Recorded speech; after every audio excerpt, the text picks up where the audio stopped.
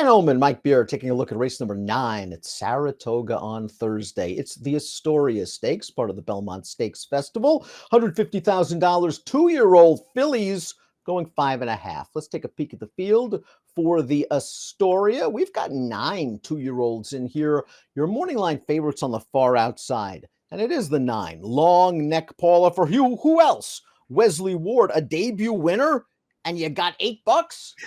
Yeah, not favored, despite being a $500,000 2-year-old in training purchase for Ward at Churchill Downs. Dan, nothing to really knock about that debut, though. Drew the far outside post and came out with big speed. We're expecting some speed out of her once again as we take a peek at our Timeform US pace projector. She has speed. So does the 8, the Queen's MG, who was a gigantic price debut winner at Keeneland and now switches barn. So there's a good chance this pace will be hot, but these 2-year-old filly races a lot of times are won by the speed of the speed. Yeah, that's true. We'll see how the outside draw again affects not only Long Neck Paula, who's drawn far outside once again, but so is the Queen's MG. If horses go to their inside, things could get a little complicated. Jenna Antonucci sends out the 1. What in the literal? This is a maiden making her 3rd lifetime start, but she showed a good amount of improvement in her 2nd race. Let's take a peek at that effort at Keeneland, going 4.5 furlongs in late April. She's on the far outside right now. This was a solid pace for her to attack, and despite being on her left lead right now, she's going to make it relatively close at the wire. It's going to stay on to the end of this race. I think you put it perfectly, though, Dan. This horse did improve off of the debut. This would have been a pretty good spot, though, I feel like, to bet her. Her debut I didn't love. I just felt like maybe it was a race that she needed, and I could have seen taking a shot with her in here. Ultimately, she ran fine in there. I just didn't really see any big excuse for her in that race, and it didn't really make me want to bet her back against this field as a maiden. The number 2, Araki, goes out for trainer Steve Asmussen. Nice debut win at Churchill Downs. Very professional, I thought, for Araki, who sat just off the pace, made a run on the outside, took over the lead. Little bit of drifting in towards the left for the last 16th of a mile, but always had that field safely held. There'll be a jockey change. Keith Asmussen's injured. Yeah, just a little green through the stretch of that race. It didn't get out of the gate that well either, but I just liked the way that she moved into position on the outside, really took that race over easily when it was time to go. And she did drift in at the end. It sort of suggests that maybe there's a little bit more to give for this filly with that experience behind her.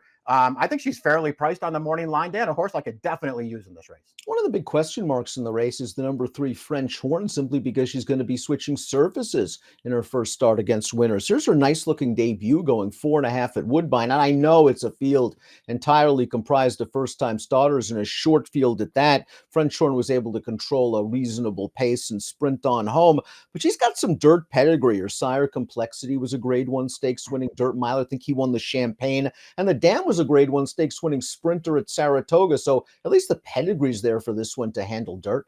Yeah, the pedigree mitigates the surface switch, to be sure. It feels like she's supposed to handle it. We'll see if she ultimately does. I think the bigger concern with her, especially if she gets bet a little bit in this race, is that debut that we just watched, because it's just hard to tell. She certainly looked good winning it, but she really didn't have to do anything. She easily made the lead in there. She never faced any kind of a challenge. And then she just sort of went about her business through the stretch. What happens when there's some much faster horses surrounding her in this spot? I'm sure it's going to make some kind of a difference. Well, maybe she'll show some speed, breezing in 58 and change at Woodbine. On the dirt, by the way, their dirt training training track, 58 and change might allow this filly to get close to the pace. West Memorial is up next. This horse ran 2nd in her debut to the Queen's MG. She was down inside during a prolonged stretch battle. She improved to beat Boys last time out in the Kentucky Juvenile at Churchill Downs. Big price that day, showed good tactical speed, showed the ability to pass horses, and that could really work in her favor. Now, she was sent to George Weaver after that race. Weaver serving a provisional suspension. Peter Gullius is the trainer of record. Yeah, exactly. Trainer change for this. And it is worth pointing out, because the trainer change could be at least somewhat significant, Dan, because that original trainer, John Hancock, he knows what he's doing with his 2-year-olds. He has them ready to go. This filly ran fine on debut. She didn't have any real excuse in there. She was only 2nd best, but it was a good performance. I don't want to take away anything from what she did last time, beating the Boys in a stakes race. But man, did she get a really good trip in that race. The 2 favorites really hooked it up in front of her, dueled each other into defeat. And this filly, to her credit, she was there to take advantage. There's a chance the track might be wet at Saratoga on Thursday. Maybe that won't bother the 5 Biscuit with the Boss, a game debut winner over a muddy track at Laurel. Let's watch Biscuit with the Boss, who showed good early speed, is down on the inside. Looks like she could be in for a long afternoon, but she digs down deep to win. 2 of these horses came back to win, the second and third place finishers. The third place finisher came back to graduate against Males in Maryland with a 59 buyer. Yeah, we'll see how much she can improve as they move her up in class here. Did I like what she did in this race? I know it's not a fast race. I just like the way that she won it because these 2 horses ran up on her on the turn there and sort of just made this filly pick up the pace there. She had to secure the inside. She did that. Then she put those horses away through the lane and held off the closer at the end. I don't know, man. I thought she did a lot of good things in there despite only getting a 55 buyer. Baytown Cleopatra is the number 6. She's a third-time starting maiden. She's been beaten by several of these already in both starts. Took money both times down in Kentucky. Yeah, they bet her a little bit, but she did not run to the back. And it's hard to look at those 2 races, take those performances apart by this filly, and then to want to bet her in this race. She's 50-1 on the line. Her uncoupled stablemate is up next. That's the 7 Baytown Butterfly, who was a gate-to-wire winner at Churchill Downs, but she was dangled for a $40,000 claiming tag that day, and she kind of just set a very reasonable pace. Competition much tougher on Thursday, and the pace likely to be a lot faster. Yeah, things just get way more complicated for her here. She did what she had to do first time out, and she got the job done. This feels like a really tough spot for her. The Queen's MG was dismissed at 45-1 for her career debut at Keeneland. Let's watch that race right now. She is on the outside, showed good speed in this race. And you see West Memorial down on the rail, the horse that, of course, came back to beat the boys in the Kentucky Juvenile. The Queen's MG isn't going to change leads, and it looks like at around the 16th pole, she's going to have to settle for second, but she finds another gear and she gets it done.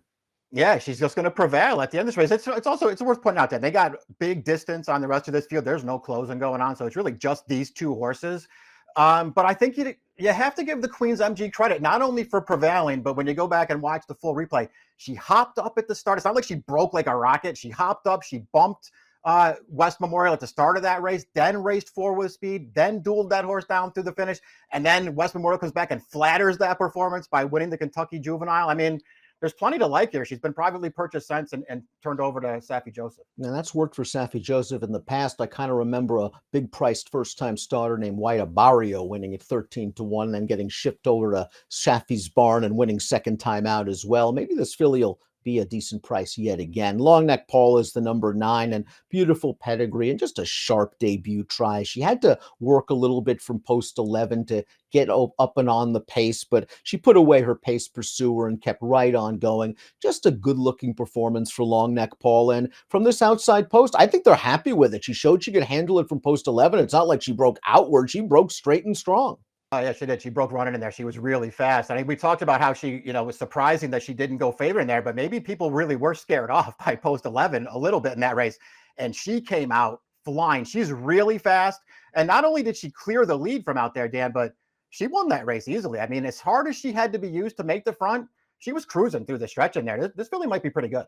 Let's take a look at our top picks for the Astoria, and you're going with Longneck Paul. It was a debut where you watch it, you say, he's a stakes horse.